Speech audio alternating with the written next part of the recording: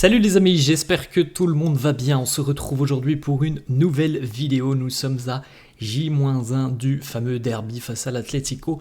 Demain soir au Metropolitano à 21h. On a quelques petites informations. On n'a pas énormément d'informations par rapport à hier, mais on a quand même quelques petites tendances. Et puis aujourd'hui, évidemment, ce sera une journée importante puisque Carlo se présentera en conférence de presse et il répondra certainement à beaucoup de questions sur le schéma peut-être qu'il utilisera demain. Alors il va certainement rester assez discret, mais on aura quand même peut-être une petite tendance, notamment par rapport à l'utilisation ou non d'Eduardo Camavinga, dont on parlera dans quelques instants. Les deux unes des quotidiens madrilènes. Marca qui titre En la tela de la araña, dans la toile d'araignée.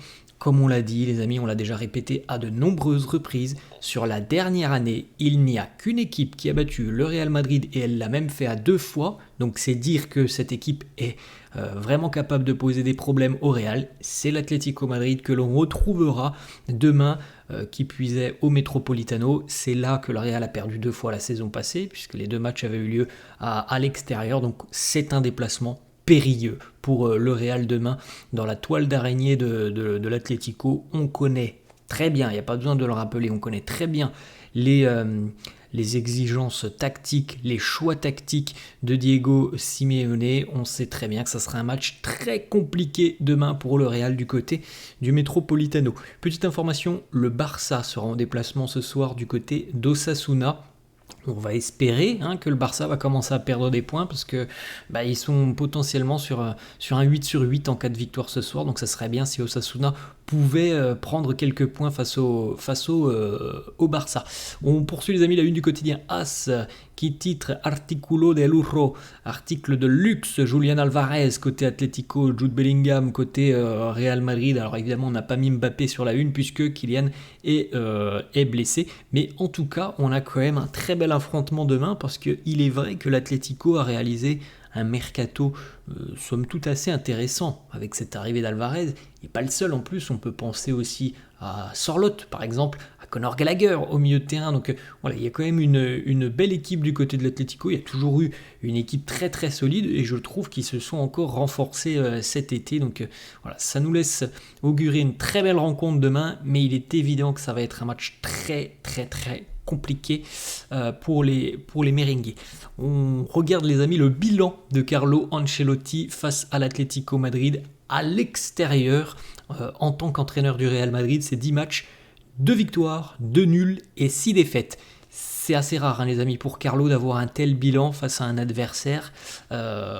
C'est 60% de défaites pour Carlo lorsqu'il se déplace du côté de l'Atlético. Donc c'est une équipe qui ne lui réussit pas beaucoup, les Colchoneros de Diego Simeone.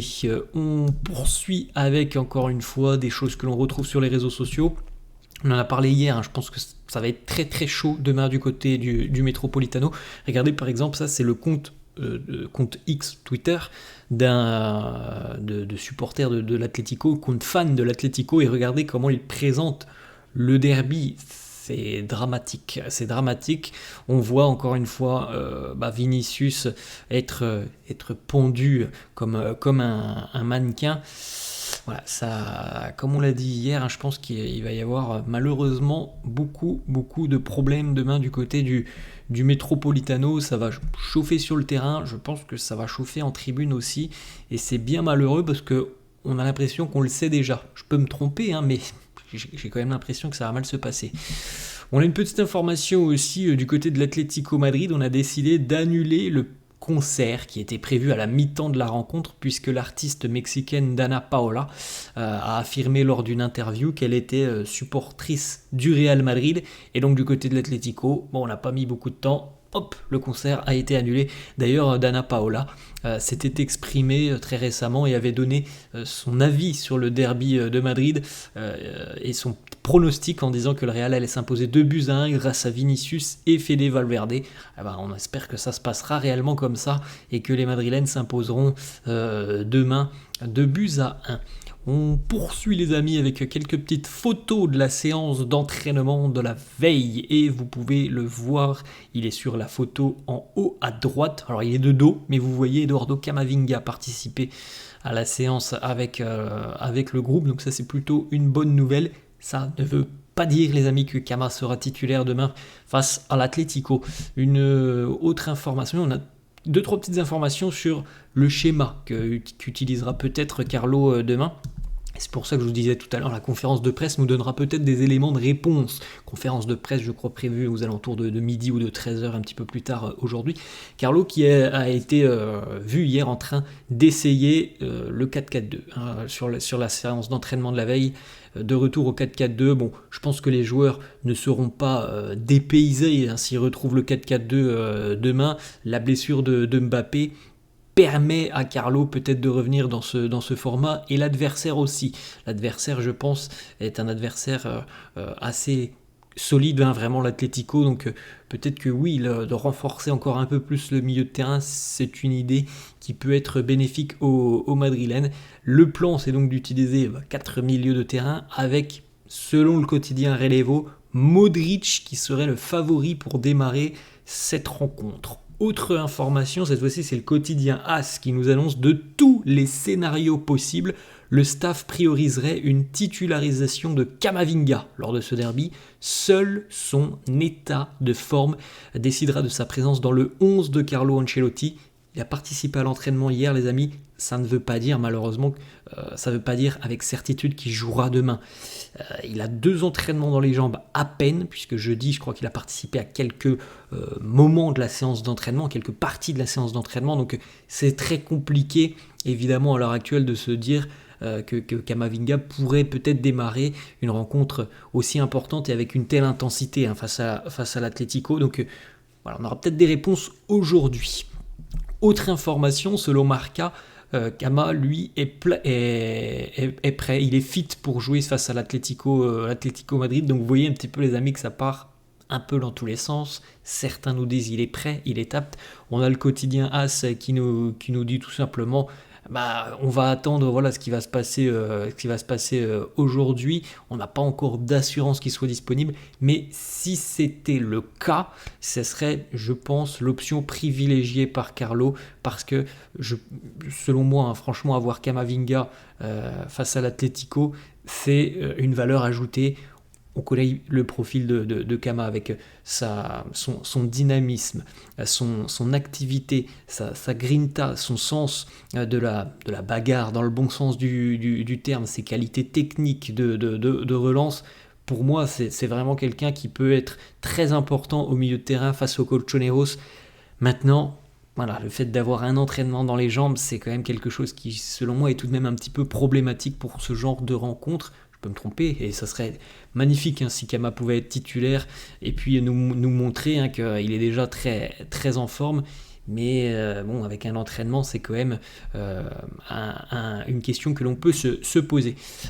Carlo, au final, va devoir décider aujourd'hui, demain. Il a encore 24 heures à peu près pour se décider sur sa compo d'équipe, même si, comme on l'a dit, les amis, la tendance, c'est le 4-4-2. Carlo va décider d'utiliser Camavinga ou non lors de ce derby. Mais ce qui semble certain, et on en a déjà parlé, c'est que on devrait retrouver Jude Bellingham dans une position de 4e milieu de terrain, et Jude donc devrait avoir un petit peu plus de liberté offensive. Il devrait être derrière le duo Vini-Rodrigo.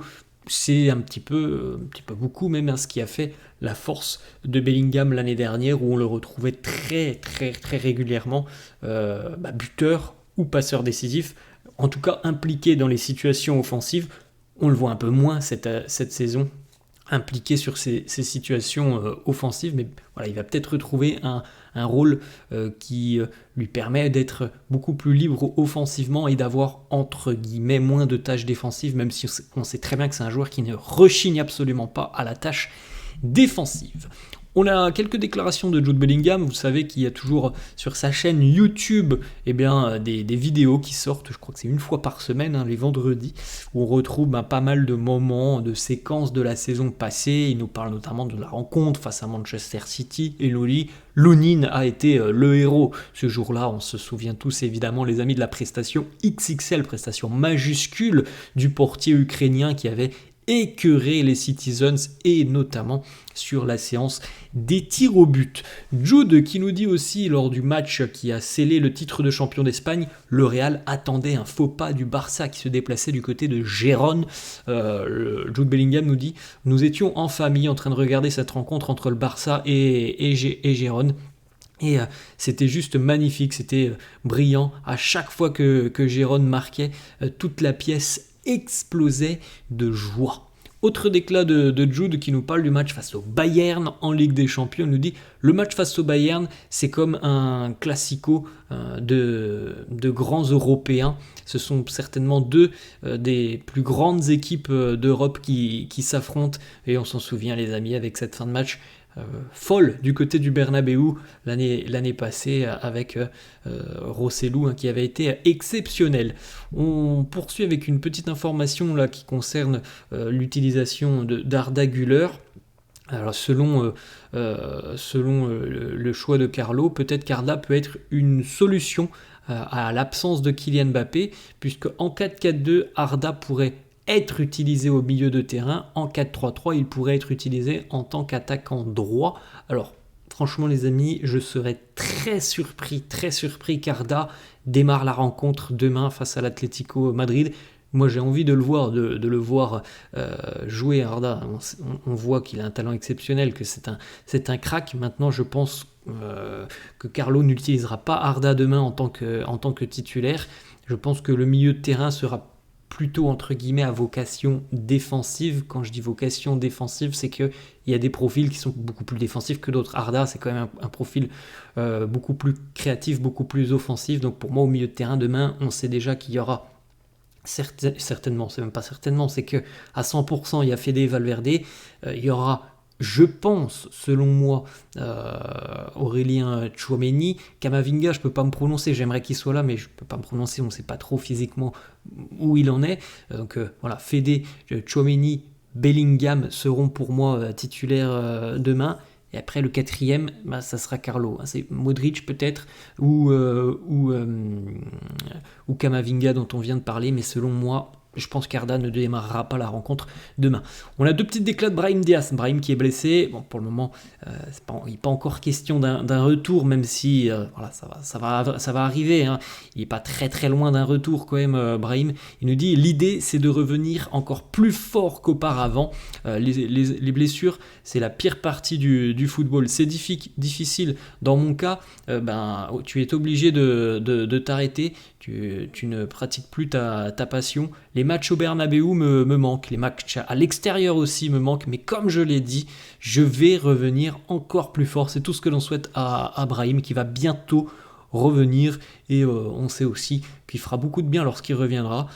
C'est un vrai électron libre, Brahim Diaz. Petite interview de Vinicius qui date un petit peu, je pense qu'elle a 5-6 ans cette interview.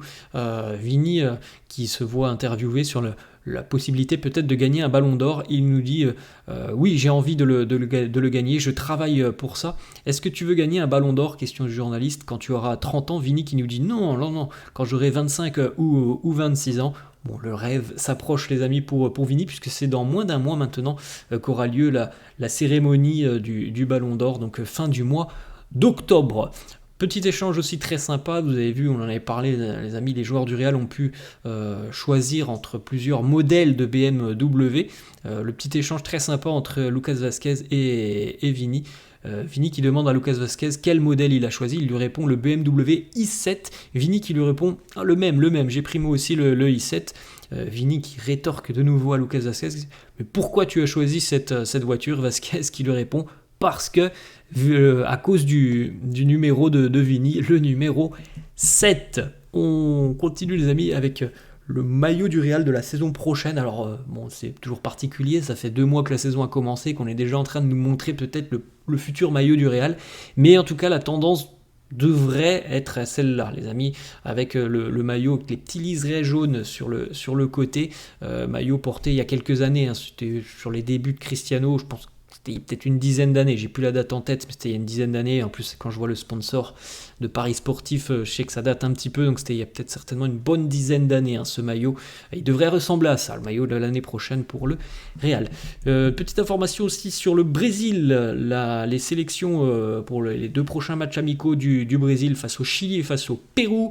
4 Madrilènes sont retenus, Rodrigo, Hendrick, Militao et Vinicius sont appelés par le sélectionneur brésilien. Et on va terminer les amis avec une petite information, je crois qu'on termine là-dessus, oui c'est ça, avec une petite information de Fabrizio Romano spécial Mercato sur le Real. Fabrizio Romano a annoncé que le Real suivait très attentivement la situation du jeune défenseur français du RB Leipzig, Castello Luqueba, qui était formé du côté de l'Olympique Lyonnais, qui est très rapidement parti, Castello Luqueba, et qui maintenant est un élément très important du côté de Leipzig, un défenseur très très solide et qui a vraiment des aptitudes dans les duels, dans les relances, et qui est aussi très rapide. Donc c'est un super profil, très très jeune, formé un petit peu à l'allemande. Le Real suit attentivement donc sa situation et a très envie de trouver un profil. En fait voilà, l'absence de Lenny Yoro, le Real n'a pas abandonné et a envie de trouver un nouveau profil très très jeune, et Castello Luqueba fait partie des cibles qui sont suivies par le Real. Donc voilà, ce sera peut-être un dossier à suivre à partir de l'été prochain. Voilà les amis, la fin de cette vidéo, j'espère que ça vous a plu. N'hésitez pas comme d'hab à lâcher un petit pouce bleu, n'hésitez pas non plus à vous abonner à la chaîne. Merci à tous ceux qui le feront, je vous laisse et je vous souhaite une bonne journée, je vous dis à demain. Ciao.